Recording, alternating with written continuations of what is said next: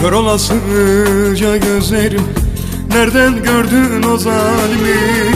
Kurşundan beter gözleri vurdu kalbimi. Kime nasıl anlasayım seni nasıl sevdiğimi? Ben ölmüşüm neye yarar umrumda sanki.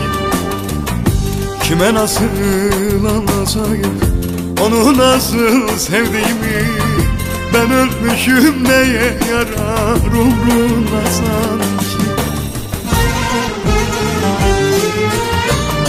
Biliyor musun seni nasıl sevdiğimi? Biliyor musun eyvah edip içtiğimi? Biliyor musun ne acılar çektiğimi? Biliyor musun nene? Biliyor musun? Biliyor musun seni nasıl sevdiğimi? Biliyor musun eyvah edip içtiğimi? Biliyor musun ne acılar çektiğimi? Biliyor musun dayı? Biliyor musun?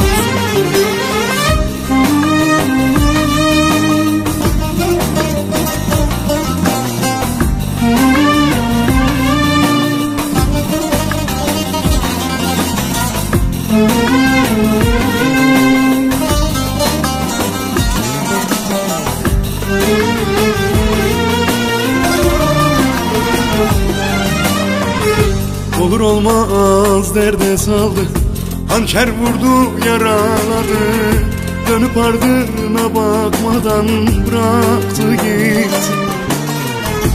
Anlatamadım derdimi, yüreğimin hasretini. Ona olan bu sevgimi terk etti gitti. Anlatamadım derdimi, yüreğimin hasretini. Ona olan bu sevgimi bıraktı gitti. Biliyor musun seni nasıl sevdiğimi? Biliyor musun eyvah edip içtiğimi? Biliyor musun ne acılar çektiğimi? Biliyor musun nele? Biliyor musun? Biliyor musun seni nasıl sevdiğimi?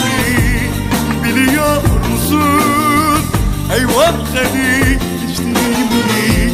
Biliyor musun ne acılar çektiğimi? Biliyor musun dayı? Biliyor musun?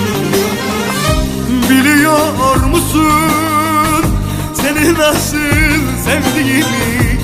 Biliyor musun eyvah edip içtiğimi? Biliyor musun ne acılar çektiğimi? Biliyor musun dayı? Biliyor musun? Biliyor musun seni nasıl